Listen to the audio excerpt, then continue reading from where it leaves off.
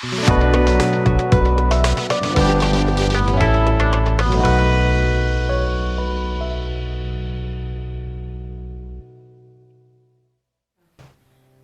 tunajifunza topic ya linear programming, na hii ni swali la kwanza ambalo nasema hivi: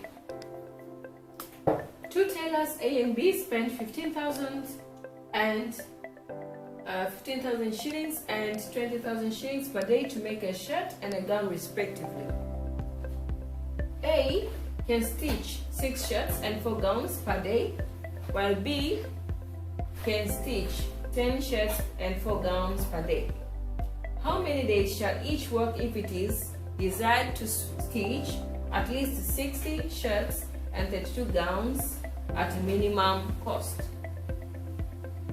Sasa technique hapa tutakuonyesha technique mbalimbali ambayo unaweza kaifanya ili kutengeneza hizi linear equations. Kitu kwanza technique ya kwanza, angalia. Tuna A na tuna B. Tuna tailors A na tuna tailors B. Kwa hiyo tuna let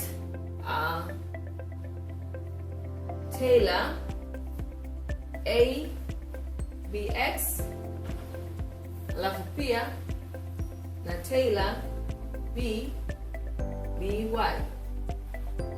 Hatua ya pili ni kuangalia. Kicho kwanza sisi tumepewa at least 60 shirts. Kwa hiyo tuangalie kwanza shirts.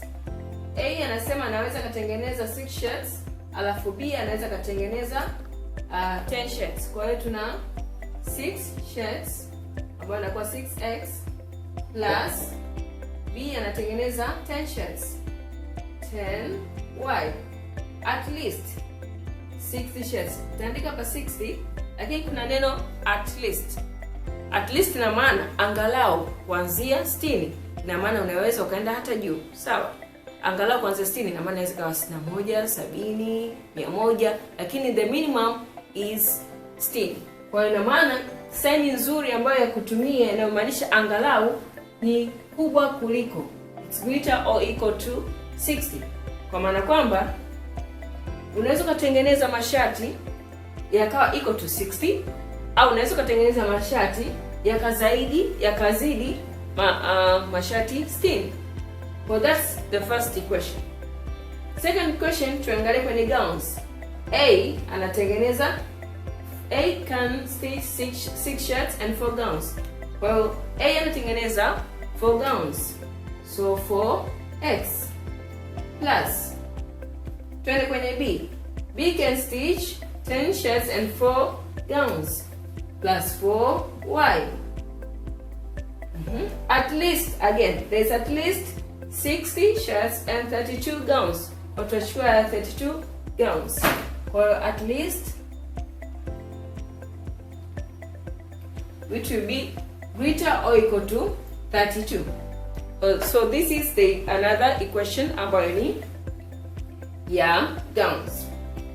Lakini pia kwa hapo ukiangalia tumeshatumia 6 shirts, 4 gowns kwa A. Tailor B tumeshamtumia 10 shirts and 4 gowns, lakini pia tumeshatumia 60 and 32. Kuna numbers ambazo hatujazitumia kabisa ambazo ni hii hapa.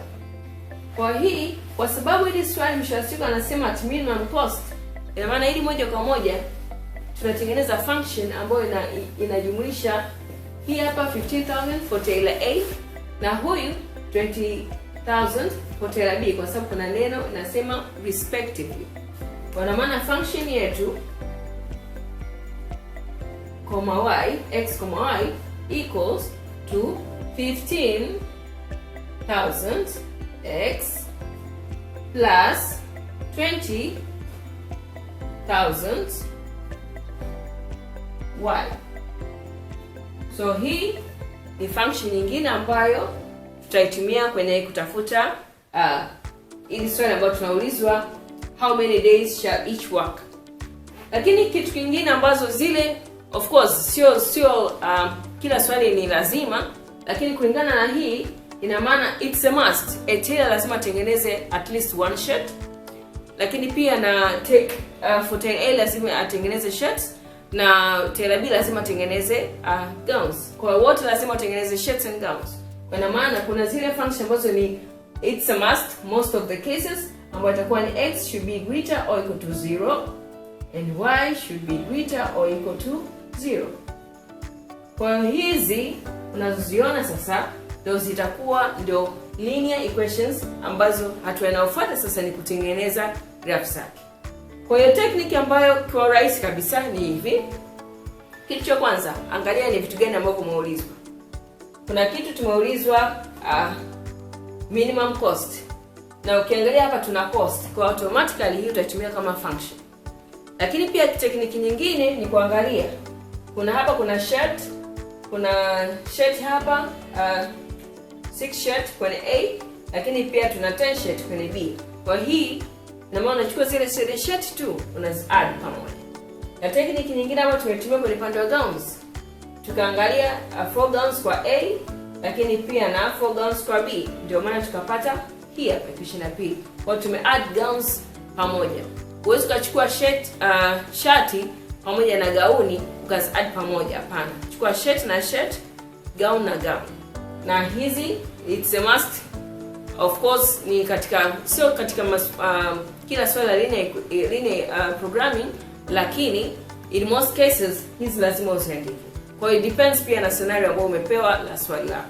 Basi tuendelee kuangalia swali jingine la linear programming, afu tuone namna gani tena kutengeneza equations kama tulivyoona kwenye swali hili. Asante sana. Kama una swali lolote la logarithm, la exponents au topic yote ambayo hatujaizungumzia kabisa au unatamani kuzungumzia, basi unaruhusiwa kuuliza swali lako hapo chini ya comment, au unaweza kutuma moja kwa moja kupitia namba unayoona kwenye screen yako. Asante sana kwa nasi MathGenius, na endelea kutufuatilia MathGenius.